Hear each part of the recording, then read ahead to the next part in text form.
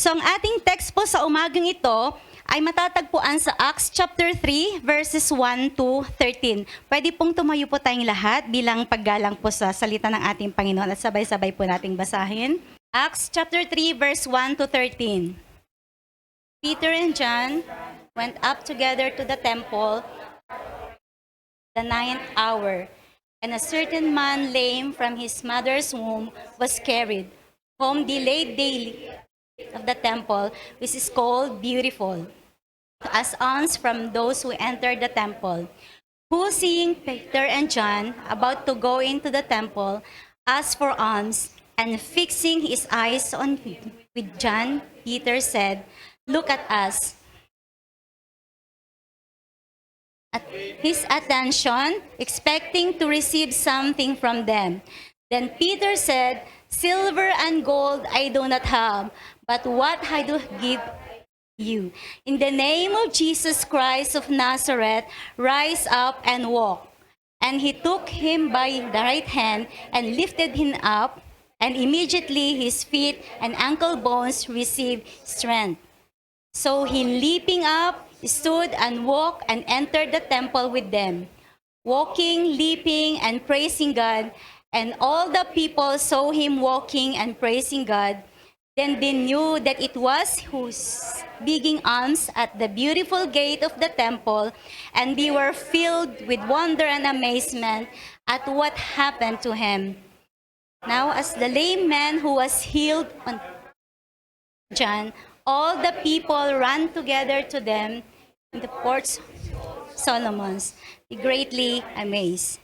So when Peter saw it, he responded to the people, "Men of Israel, why do you marvel at this? Or why look so intently at us, as though by our own power or godliness we had made this man walk? The God of Abraham, Isaac, and Jacob, the God of our fathers, glorified his servant Jesus, whom you delivered up and denied in the presence of Pilate when he was determined to let him go." Amen po. Thank you po. Makakaupo na po tayo. Amen. So nabanggit po doon sa previous message ni Pastor Regina, everyone was filled with awe and the many wonders signs performed by the apostles. So makita natin dito at the beginning of the ordinary church, nakita natin dito that there was a miracles that was happened during that time. So there were speaking in tongues, di po ba? There is a wind before that, the speaking in tongues, di ba merong wind, a supernatural wind, and then there was a fire. Di po ba na parang yung dila ng apoy, yung parang gano'n bumaba doon sa kanila during that time.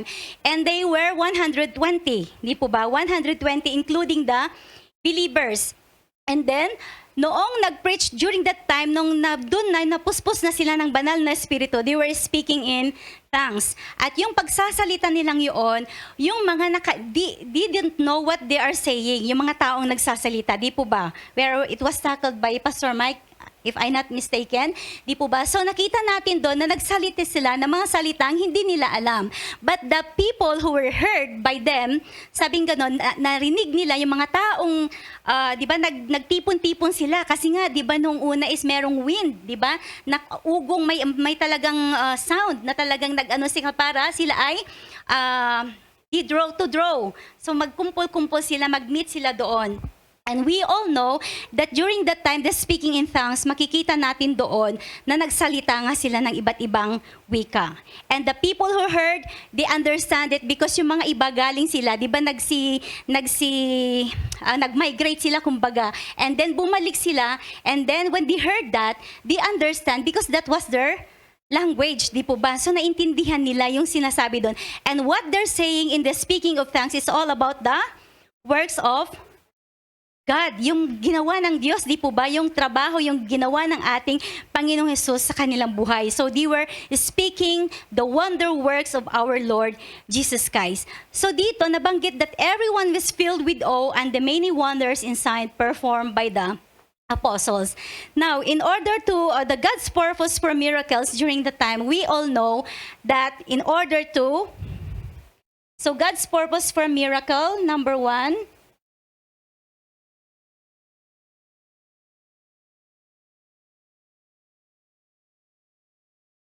Ay, nabanggit na ano ko na to kanina. Sorry. So the first purpose, God's purpose for miracle is to validate the true believers, the true teachers. Sorry po. Yan. To validate the apostles as the true teachers. Makikita po na, bumabalik po. Ayan. To validate the apostles as the true teachers. A true teacher is manifest by miracle. So makikita natin dito yung mga apostles noon, nung si Jesus na ay, it was tackled on Luke, the death, the crucifixion, the resurrection, the ascension, di po ba? So ang Panginoong Jesus, nung siya ay umascend na dun sa langit, makikita natin dito, He promised the Holy Spirit, di po ba? So the Holy Spirit is the one who came, na binigyan niya sa mga apostles, so that they will not be orphan. Di ba yung mga orphan? Para hindi na sila mangulila. So the Holy Spirit, God sent the Holy Spirit in order, the purpose of that, in order to what? Indwell to His people. Kasi nga wala ng ating Panginoon during that time. So yung banal na Espiritu, siya na yung mananahan sa kanila, sa mga apostles. And then, aside from that, the Holy Spirit will be the one who will fill His people. Yung magpupuno, the infilling, di po ba? Siyang magpupuno. And the other thing is, the Holy Spirit will be the one who will place, di po ba, yung mga mananampalataya kung saan sila they were belong. And that the beginning of the birth of the ordinary church. So doon nabuo yung ordinary church na sinasabi natin.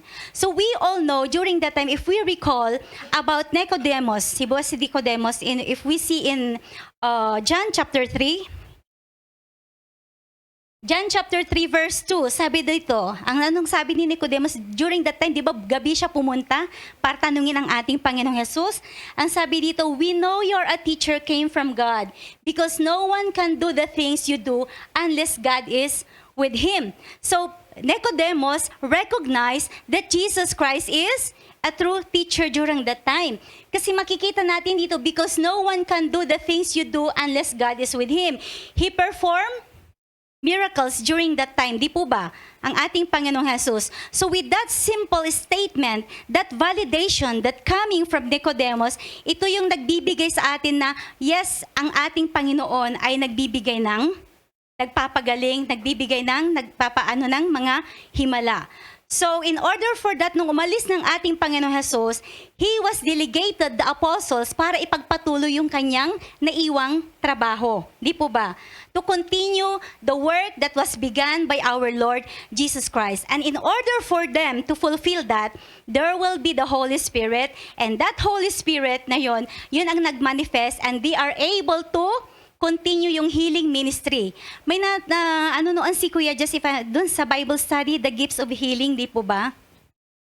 Kung natatandaan po ninyo, the gifts of healing was done by the apostles. So ang argument noon is, kung talagang merong nagpapagaling, di dapat sana pupunta sila sa mga hospital. Kung may gifts of healing sila, di dapat pupunta sila doon sa hospital para sa ganon, pagalingin nila yung mga may sakit, di po ba? So makikita natin dito na the gifts of healing were delegated to sa mga apostles lamang. At merong mga nadagdag, di po ba? Sino yung nadagdag? Sino yung nadagdag? Si Paul, di po ba? Sino pa? Yung isa? Stephen, if I'm not mistaken? Stephen. Di ba noon, 12 ang disciples, di po ba? -1, sino natanggal? Si Judas. Pero during that time, yung mga apostles, sila lang yung may kakayahang magpagaling. So si Stephen ay napabilang because there was the time na noong hindi na makaya ng mga apostles ang trabaho to preach the word because they need to focus on the preaching of the word.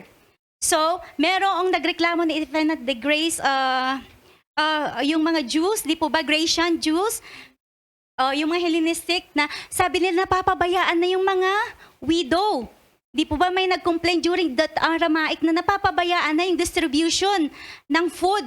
Kasi nga napapabayaan na yung mga balo. So anong ginawa ng mga apostles? They prayed, they select 7. So sa 7 na yon, kasama doon si Philip at saka si Stephen. Doon makikita sa Acts chapter 6, makikita doon. So during that time, kasi ayaw ng mga apostles na mapabayaan ang salita ng Panginoon. So sabi niya, kayong mga pito, kayong bahala doon sa pag-distribute ng mga foods, ganyan, para mapangalagaan yung mga, kasi dumadami na sila. They were added their numbers continually. So ang focus ngayon ng mga apostles is to preach the Word of God. They don't want to neglect that because that was the mandatory, that was the yung utos ng ating Panginoong Jesus. And we all know on the first church, there were 3,000. When Peter preached the first gospel, 3,000 yung na-save. So 120 na dagdag yung 3,000. And then during that time, may nag-preach na naman sila, and then there will be 5,000. Di po ba? So makikita natin do that they were gathering in from house to house sa mga ano. So there's no physical church, but there is spiritual church. Kasi nga during that time, nasira na yung ano, wala silang pwedeng pagtipon-tipunan. So, di po ba? So, ang ginagawa ng mga apostles noon, yung mga disciples, yung mga mananampalataya, pumupunta-punta sila sa ibang bahay and they are continue to do the breaking of the bread, yung sharing, ganyan, pagtutulungan, doon nila ginagawa. So, makikita natin dito, that the purpose of this miracle is to validate the apostles are the true teachers. Kasi during that time, may mga Sadducees, scribes, Pharisees. Di po ba sila yung mga maalam sa mga law, sa mga salita ng ating Panginoon? But do you think they are the true teachers during that time? It was not. Di po ba? Kasi they are rabbi, they are scribes, they are Pharisees. Alam nila yung mga salita ng ating the law, but they don't know sila ay, anong tawag doon? They were blinded. They were blinded. So with this purpose, the miracle that was happened during that time of the day of Pentecost, makikita natin dito that the apostles are the true teachers kasi sila ang kasakasama noon ng ating Panginoong Jesus. So makikita natin dito, there will be effective preaching. Kasi nga, they were validated, sila ang galing sa ating Panginoong Jesus. Hindi sila, and we know na hindi sila nakapag-aral, yung iba, di po ba? But they are able to, tawag dito, maano yung mga tao because of the work of God sa tulong ng ating Panginoong Jesus. So to validate the apostles as the true teachers, yun po nangyari during that time, yung miracle na nangyari, yung mga speaking in tongues, di po ba? Makikita natin doon. Amen po. Sabi dito sa Acts 4:29, take note of the threats of the enemies and grant that your bondservants may speak your word with all confidence. And while you extend your hand to heal and signs and wonders take place through the name of your holy servant Jesus. During that time kasi, di ba, tawag doon, pinagbabawal na nila na i-spread. Kasi nga, itong mga to, dumadami na yung mga ano nila, yung mga sumusunod sa kanila. Even the priests, yung mga priests during that time, nataano na sila, they are come in faith na, they are faithful na to the word of God, to Lord Jesus Christ. And then sabi dito, but when this one, the believers, because yun ang ginagawa ng yung mga tawag dito, Pharisees, ganyan, kasi dumadami na yung sumusunod sa kanila. And then this prayer is for yung mga mananampalataya. Ang sabi dito, and while they are praying, what happened? While they are praying, anong nangyari? There is also a miracle that was happened. The place that you were meeting was shaken, and they were filled with the Holy Spirit. Napuspos na naman sila ng banal na Espiritu.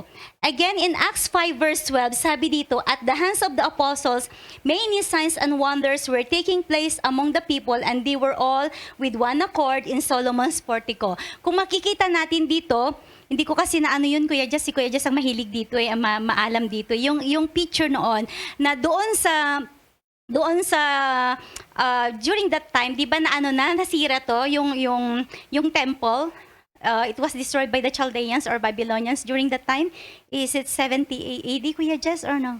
Yun, 70 AD. So dito, nag-gather sila, they were all gathered in one accord in Solomon's portico. So merong specific na place lamang before they enter the beautiful gate.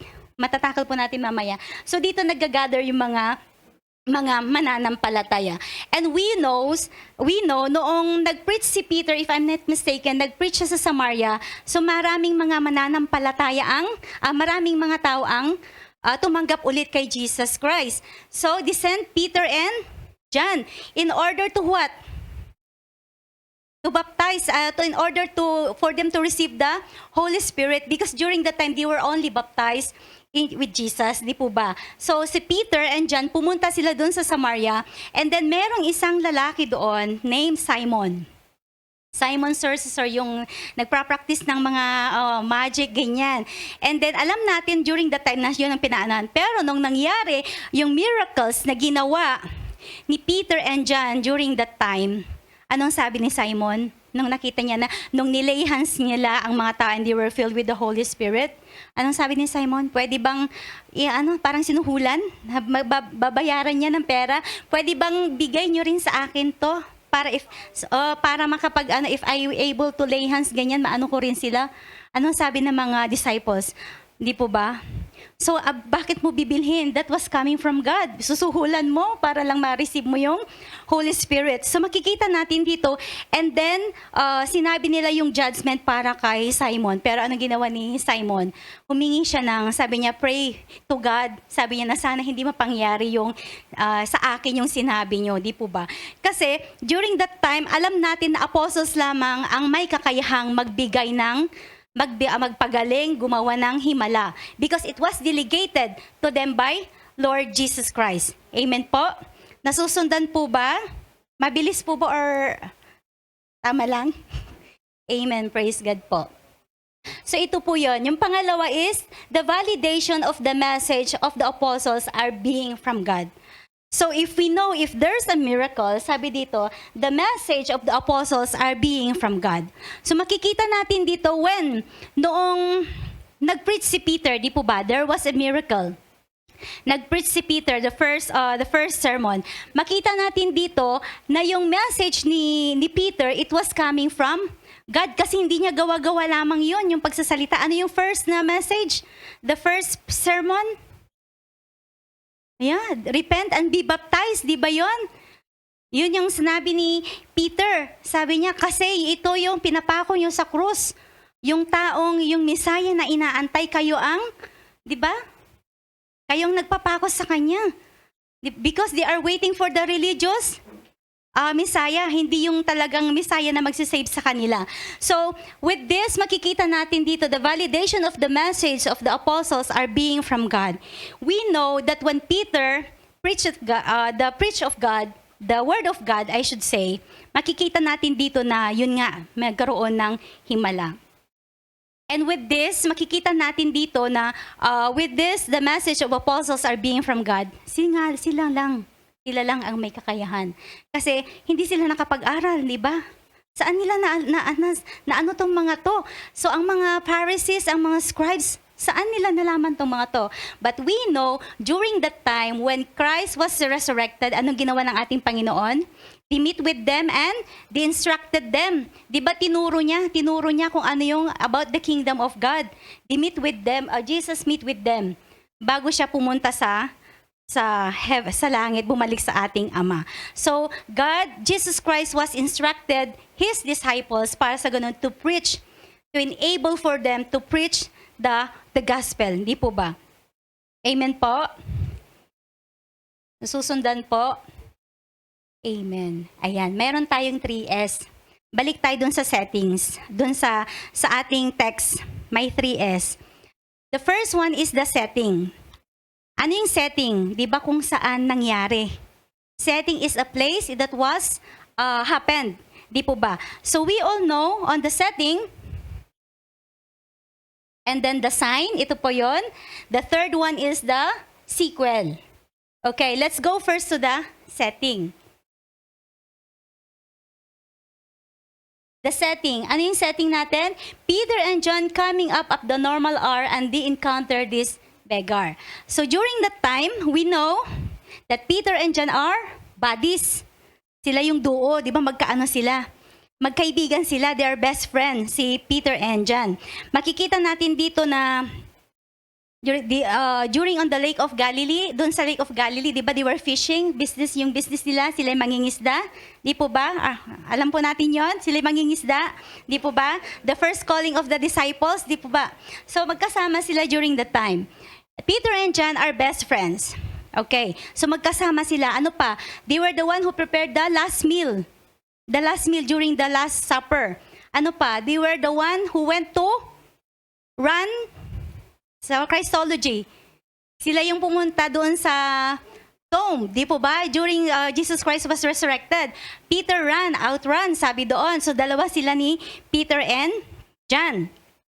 So makikita natin dito, this was the setting. So silang dalawa ang magkasama. Now, they went to the temple. That was normal to them. Hindi na bago sa kanila. That was their routine. Routine na nila yun na pumunta doon sa temple. Because during that time, hindi nga sila, there's no physical church, di po ba? Nag-gathered.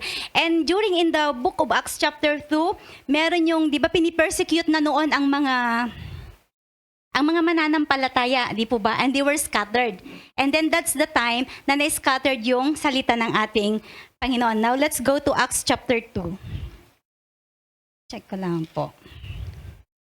Acts chapter 2. So, sabi dito, one day, Peter and John were going up to the temple at the time of prayer, sabi dito. So, it was 9th hour. Kung 9th hour, di ba yung time noon is from 6 to 6, 6 a.m. to 6 p.m. So, 9 a.m. is the 3rd hour. 12 p.m. is the 6th hour. So, the 9th hour is 3 o'clock in the afternoon. So, yun po yun. So, that was the usual na ginagawa ni Peter and John na pumunta doon sa templo at the time of prayer because they were going to pray. And aside from that, at the time of 3 o'clock, that was also the evening of sacrifice. Di ba? Magsasacrifice sila. But there was also a sacrifice in the morning, yung beginning, yung alas 9. Meron din doon. So Peter and John went to the temple. They go together, sabi doon. And then, anong nakita nila? They saw the beggar. Ano yung beggar na yun? Yung lumpo. So it was said here, it was characterized a crippled man from birth. So since birth, siya ay lumpo na. Was being carried to the temple gate called Beautiful. Sabi dito, where he was put every day to beg from those going in the temple courts. So, pinapunta siya doon para manghingi ng limos. That was his purpose. Kasi nga, ang sabi doon sa mga is 40 years. So 40 years, ang tagal na doon. Pero hindi siya doon umuupo the whole day. Pupunta lamang siya doon yung magpipray yung mga tao. So there was a specific time lamang na pupunta siya doon, they were carried him para paupuin siya doon sa gate of Beautiful. So the gate of Beautiful, alam natin na napakataas yon, and there were only 20 people who will close the gate. And it was, ano yung description doon? Nasulat ko ba dito? Nalagay ko po ba dito? Ayan. According to Josephus, the Jewish historian, sabi dito, the gate Beautiful, it was measured with 75 feet high and 60 feet wide. So napakalaki. And sabi dito, it took 20 men to open and close it. It was made of Corinthian brass with adornment and thick, rich plates of gold. So yan yung Beautiful gate. So ang purpose ng mga tao kung bakit sila pumupunta, because this is one of the adored gate. Ito raw yung pinakamaganda. It was represented as favor from God. So parang naging tourist spot, parang ganon. Same like that, di po ba? So this was the gate Beautiful. Dito pinapaupo yung lumpo siya noong since birth. And we all know na kapag ang mga tao, alam natin, they are buying for the yung goodness para maging ano sila sa ating Panginoon. Pag nadaanan nila ang mga beggar, what we're going to do? Kayo, bibigay. There was something in Manawag sa Pangasinan. Di ba doon merong maraming mga doon, kilala ang Manawag, na pumupunta ang mga doon, dinadayo from Manila or kung saan, dinadayo nila ang Manawag. And makikita mo doon merong mga naglilimos, ganyan. So, ang mga tao, para sa ganun sila ay parang they're trying to express their benevolence, yung being kindness nila. Siyempre, makukonsensya kang hindi magbigay kasi pupunta ka na magsimba. Pero that was during nung hindi pa tayo Kristiyano. Hindi tayo pumupunta ngayon para sa Manawag, para sumamba sa mga mga ribulto, yung mga santo na I remember during the time my father pag ganon, kapag during yung tag-ani, pupunta kami doon sa Manawag, pipila ka ng napakahaba, aakyat ka sa hagdan. Ang gagawin mo, ipupunas mo yung panyo. Yun yung sabi ko, ang init, may ipit ka, siksikan ang mga tao doon. So, makikita natin dito, so that was the, ano lang yun ha. But this one, sabi dito, the gate beautiful. So, dito yung beggar na pinaupo. And we all know, yung beggar na yon, ang pinupunta niya doon is manghingi lang ng limos. Limos lang ang kailangan niya. That was the setting. So limos lamang ang kailangan niya. And he was for almost 40 years, he was already skilled. Alam na niya kung paano i-approach ang mga tao para bigyan sila ng limos. Di po ba? So yun lang ang aim niya, makahingi ng limos. So makikita natin dito that, anong sabi niya? Lumapit na siya kay, di ba inano niya nung dumaan si Peter and John, ang sabi niya, he is asking for alms yung limos, di po ba? So we all know, yung mga beggar during that time, napakaano nila, no? Kasi kung minsan nagiging, tawag doon, parang racket, anong tawag doon? Mudo,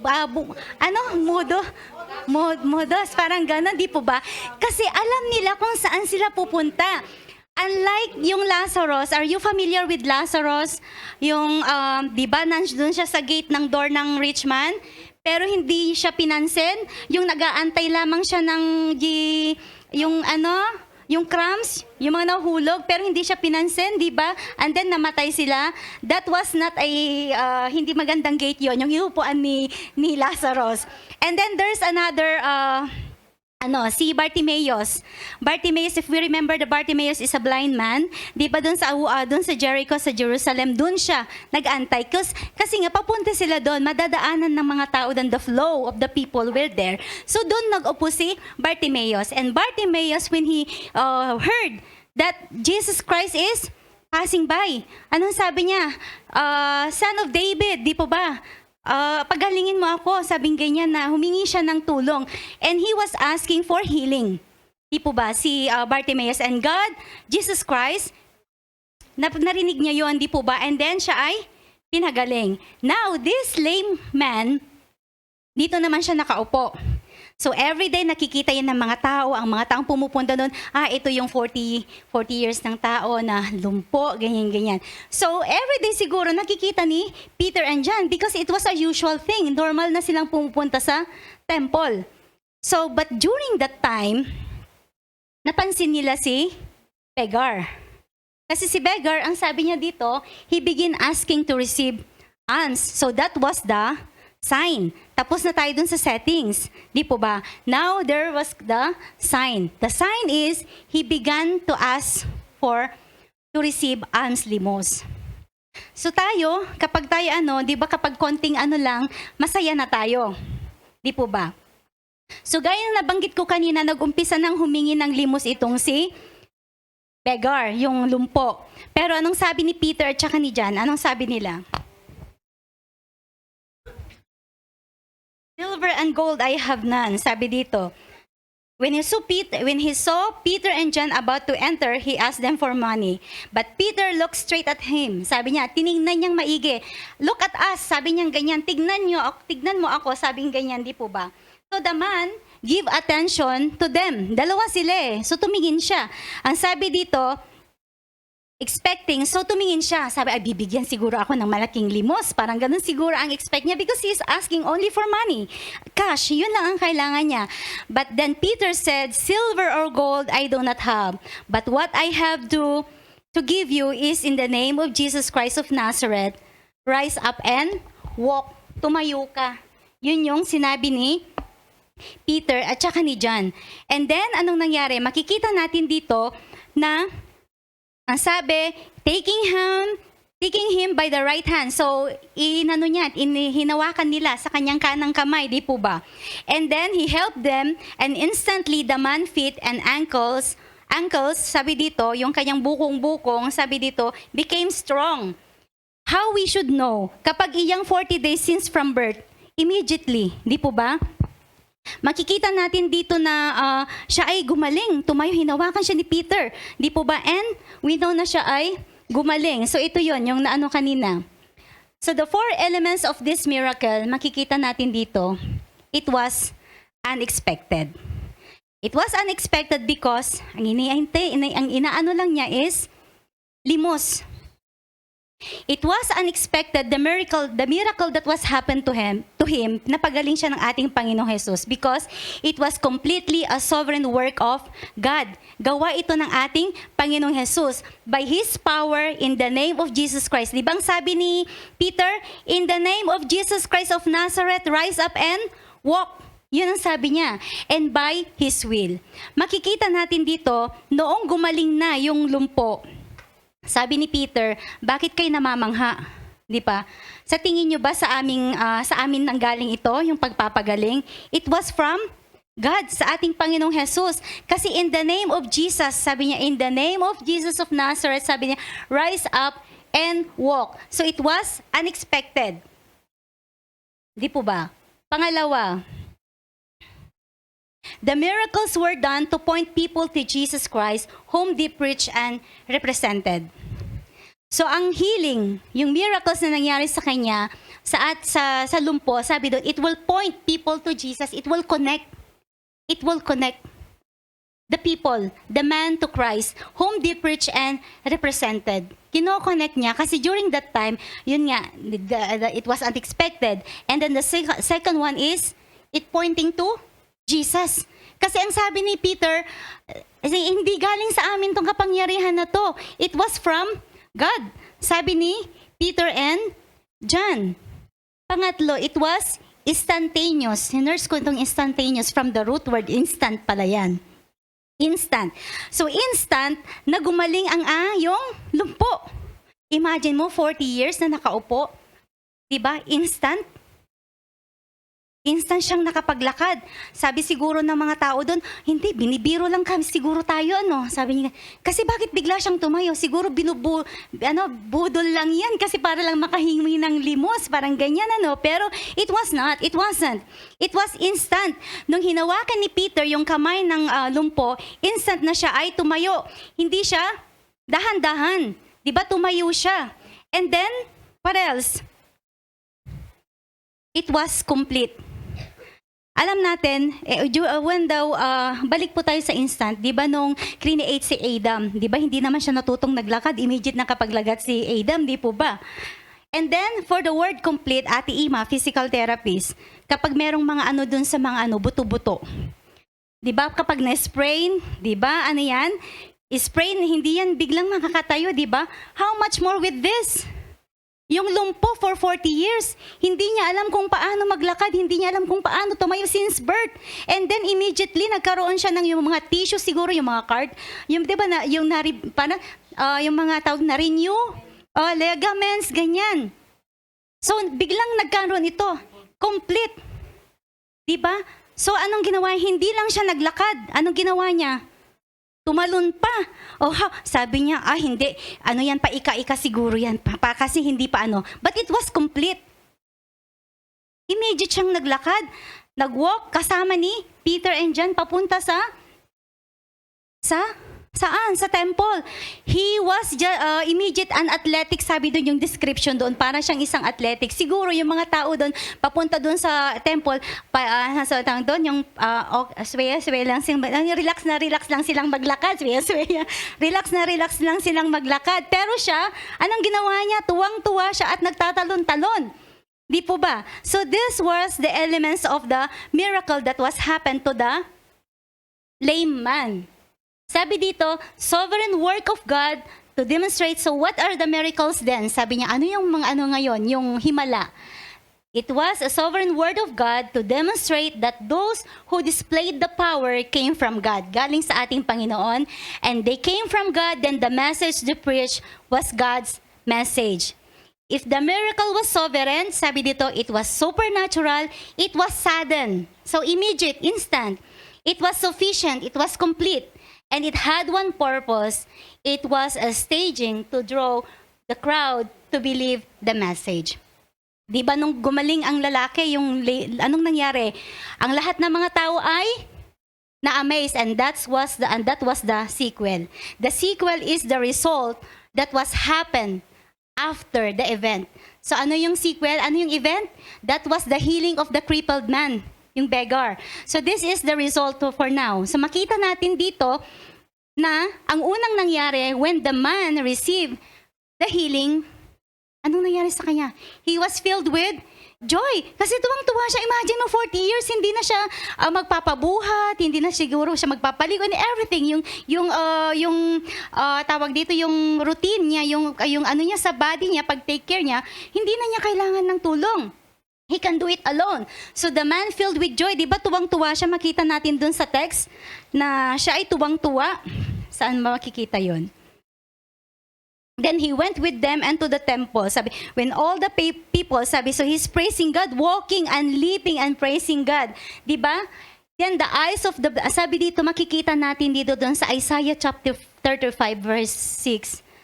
Then the eyes of the blind shall be opened, and the ears of the deaf shall be unstopped. Then the lame shall be leap like a deer. Diba? Tumatalon-talon siya. And then the tongue of the dumb sing, for the water shall burst forth in the wilderness and stream in the desert. Ito yung pangako ng ating Panginoon. But there is a, tawag dito, parang requisite to obey God. Diba? Manampalataya tayo sa ating Panginoon. So the man filled with joy, tuwang-tuwa siya during that time nung nakareceive siya ng, imagine mo, pera lang yung inaantay niyang limos, pero pinagaling siya ng ating Panginoon. So, di ba mas mainam na yun, hindi na siya manghihingi. He can work para na lang sa gadon, masustain na niya ang kanyang sarili. And then the second one is, God is praise. Meron pa po ba tayong time, kuya? Meron pa, 7 minutes. Okay, ano ko na lang. So, God is praise. Noong siya'y pinagaling, anong nangyari? Pinuri niya ang ating Panginoong Jesus. Pinuri niya. Kasi alam niya, makikita natin dito that he was leaping and jumping and walking and praising God together with Peter and John, and he was clinging to them. Humawak pa siya sa kanila kasama niya. And with this miracle that was happened, makikita natin dito the true worship. In the midst of a corrupt worship, di ba dun sa temple, meron yung mga, alam na natin, tawag dito yung hypocrites, ganyan na, kunwari magpapaano sila para makaano sila sa langit. And then makikita natin dito, this lame man, in the midst of a corrupt worship, here is some true worship. The real stuff, he knows that the true God has touched him. Heaven has come down. Pinagaling siya ng ating Panginoon. And this is the real worship. Real worship isn't following the liturgy. Even here, real worship isn't following the routine, hindi yung routine, but the real worship is overwhelming praise, joy, and gratitude. Yung ating, na-receive niya yung joy, there was a joy, pinuri niya ang ating Panginoon, and he is filled with thanksgiving. Di ba nagpasalamat siya sa ating Diyos kasi alam niya na siya ang nagpagaling, hindi ang mga disipulo. The disciples, the apostles was only instrumento lamang sila ng ating Panginoon. But take note, that was the gifts of healing, that was an apostolic gift. Very clear po ba? So meron yung magkiklaim ngayon na baka sasabihin, many are claiming to din na may nagpapagaling. No, baka mamaya pupunta tayo, ay si ganito nagpapagaling, and we will go. It's not. Kasi miracles will happen if there is the presence of apostles. Pero kapag wala yung mga apostles during that time, walang nangyaring miracles, walang nangyaring healing.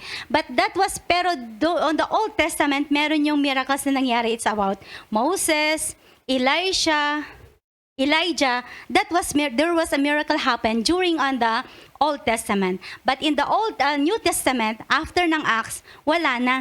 After na ng mga disciples, wala na. Anong sabi doon? Yung mga mananampalataya, they become ill and sick na. Kasi after that, wala na, di ba? So there is no gifts of healing. Amen po. Amen. And then pangatlo, people are amazed. Nung nakita nila, sila ay namangha. Sabi nila, di ba yan yung nakaupo ng 40 years? Anong ginagawa niya? Kasama niya, tumatalon. Di ba? He was praising, walking, and leaping. kasama niya, nakakling pa siya kay Peter and John. So ang mga tao ay namangha, they are completely shocked and they are astonished, namangha sila. Ito yung taong ito na 40 years nakaupo and then immediately naglalakad. Yun yung sabi ko kanina, parang inaano lang tayo, but no, they knows the infirmity ever since itong lumpo na to. Alam nila na yung lumpo is talagang lumpo talaga siya. So, they were amazed. Anong nangyari? Bakit nangyari yon? And then, they drew, tawag doon? So, naglapitan silang lahat at the Solomon's porch. Di ba nag-anuhan sila, lumapit sila doon lahat and they were amazed, they were astonished. And sabi niya, ito yung taong ito noon ngayon ay gumaling na. So, the miracles was happened, makikita natin dito. And then, when the people amazed, they gathered together, they draw together with Peter and John, and then, doon na ulit mag-preach si Peter. That was the second sermon of Peter na mangyayari during that time. So alam natin noon, di ba ang sabi na niya on verse 15 and 16, na why do you amaze? Why you stare at us? Sabi niya to, the God of Abraham, Isaac, and Jacob.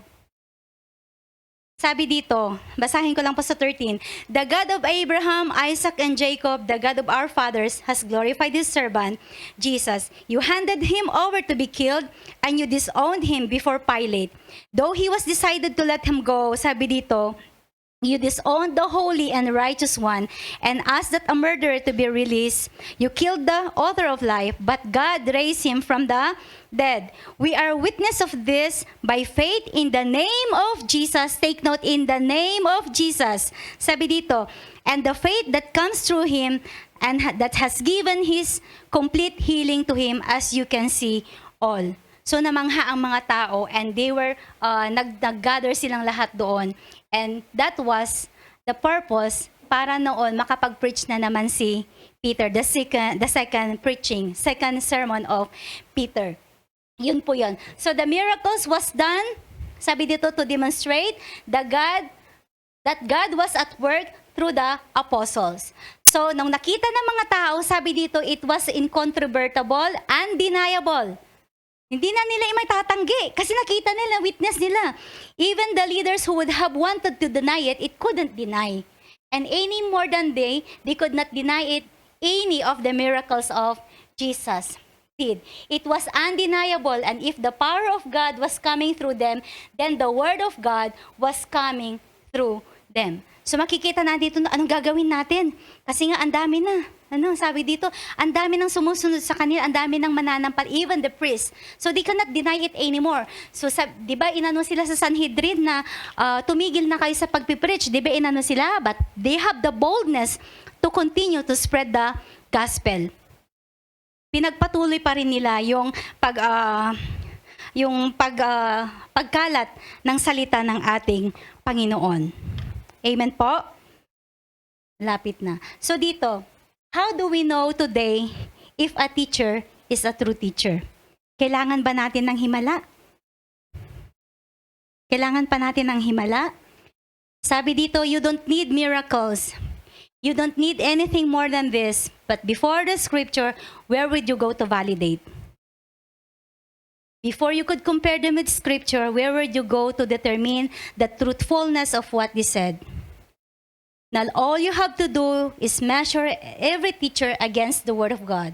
That is the plumb line. Sabi dito, whoever is faithful to the Word of God speaks for God. Whoever is unfaithful to the Word of God does not speak for God. So, hindi na natin kailangan ang miracles para maano natin to validate that there is a teacher. So, by the way, yung mga salita na lamang nila. So, time is up. Saglit lang po. Ano lang po ako dito. Saglit lang po. So ito po yon, validating the message Peter preached. The message was powerful, unexpected, and we all know the next chapter that was tackled by Ate Jen, there will the miracles na naman dito. So there will be, may save na naman. It continue added to the numbers of the believers. To God be the glory. Yun po ang conclusion natin.